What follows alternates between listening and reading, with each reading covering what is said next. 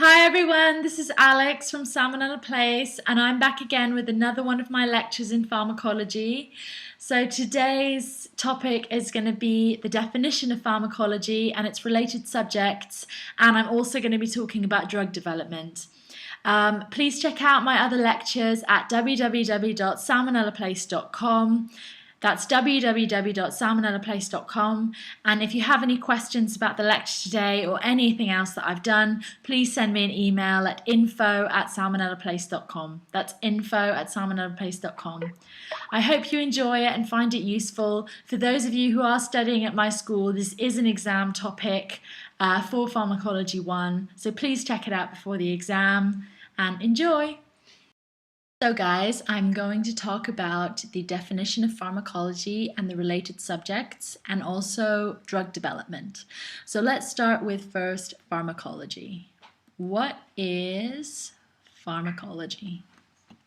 Pharmacology is the science of dealing with preparations of drugs, their uses, and the effects that they bring. Now, a drug is a chemical of known structure.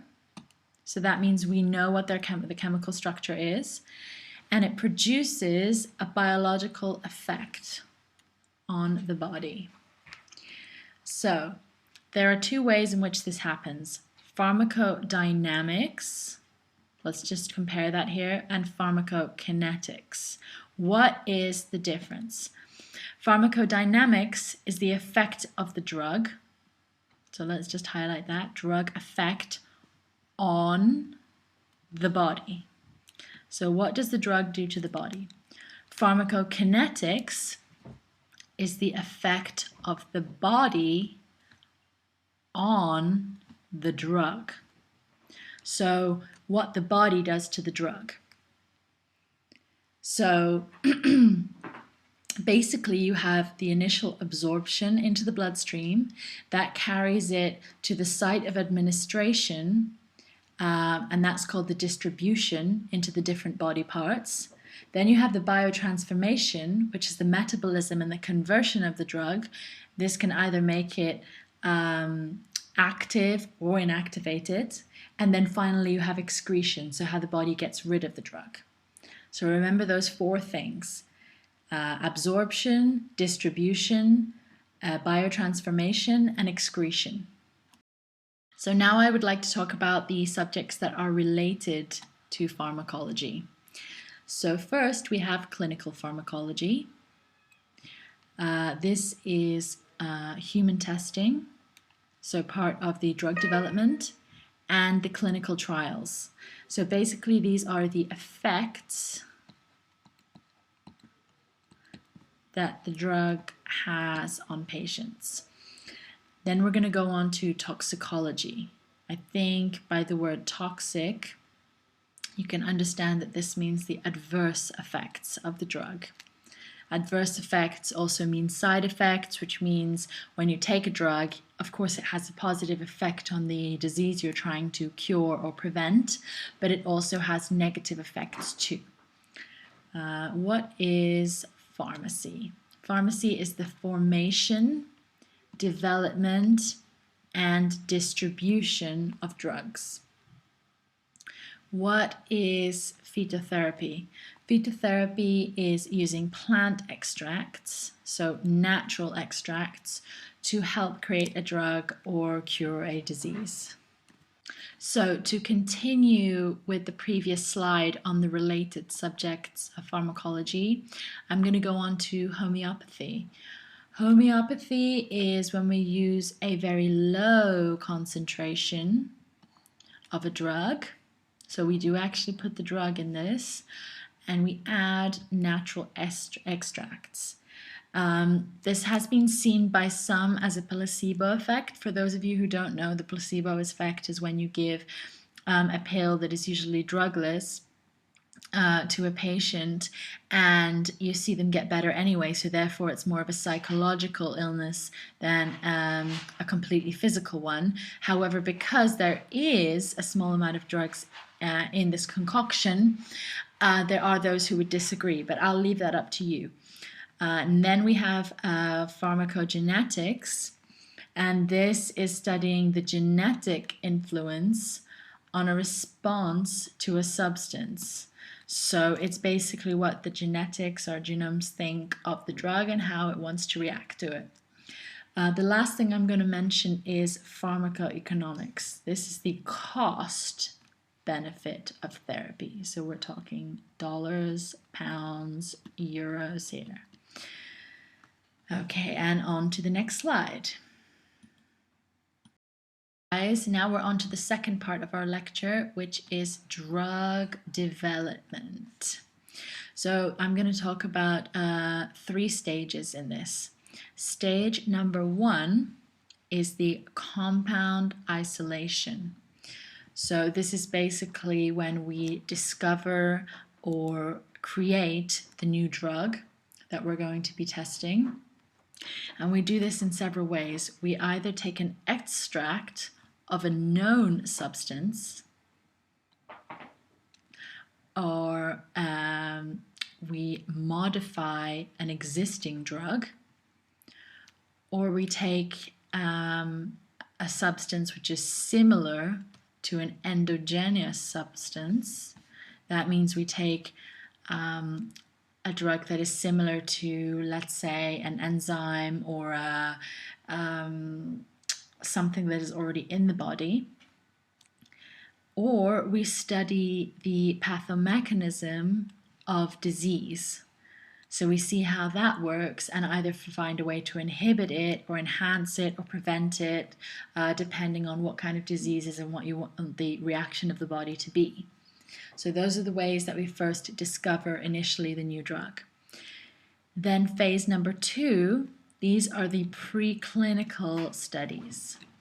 Firstly, this happens in vitro. We're just going to make sure in vitro, then comes in vivo. So going back to in vitro, this is when we do experiments on cells and isolated organs. Then the in vivo is animal experiments, because in vitro is in the tube, in vivo is in life. So like I said, animal experiments, you do it on 2 rodent species and then 1 type of animal species, be it a rabbit or a monkey or whatever. You do a kinetic profile analysis, so you find out the effect, the mode of action, and the dose response of that drug. Then you find the therapeutic index. So you find the lethal dose 50, the effective dose 50, which is LD50, ED50, and this is the concentration to elicit 50% response. You also then measure the toxicity, and there are several types. I'm going to list them now. You have acute toxicity, and this is when you give a single dose and there is death of the animal within 14 days. This is how you can determine the lethal dose, when 50% of the animals die. Then you have subacute toxicity, when you give different doses over a period of about 6 months, and you can see the effect on the organs of the animals. You do blood and histopathological tests on larger animal groups. Then you have chronic toxicity, which is in 1 to 2 years, and this usually happens parallel with the clinical trials. You check the effects on the reproduction, if the drug is teratogenic, mutagenic, or carcinogenic. So these are quite important. Then we're going to go on to pharmacokinetics. So you measure the absorption, distribution, biotransformation, and excretion of the drug. You also find the T half-life, so the half-life of the drug, the elimination, how quickly it's eliminated from the body, and you do that by measuring the plasma levels. And lastly, you check for the limitations of the drug. So the time, is it cost effective? Do you use a large number of animals to test this drug? Check the predictive value on humans, and also measure the rare human side effects. Now, the third and nearly final. I say nearly final because there is a fourth stage as well. Just circle, but note that there is a fourth stage. This is the clinical studies. The clinical studies are human testing, obviously, and this is once it has been FDA approved. This is the Food and Drug Administration. Once they approve that we can actually do these tests on humans, then we have the clinical trials in 3 phases. The first phase is when you use healthy individual trial on males that are less than 50 years old. This is to measure the human tolerance. Phase 2 is when you actually give the drug to patients and you do a small double-blind test. Double-blind means that the doctor doesn't know what is in the pills that are taken and neither does the patient. Some of them are placebo, some of them are the actual drug, and we measure the effectiveness. Phase 3 is when it's on patients and it's a large double-blind test, which is randomized. Then you do a crossover test, and then you just do a blind test where the doctor does know what's in the drug. And you do this for a minimum of 1 year. We do that so we can see the rare side effects and the pharmacodynamics of the drug. This is submitted to the FDA for approval, again, before we can give them to patients on a mass scale, and it can be sold in pharmacies. And this is followed up by the small fourth phase, like I told you, which is post-market surveillance.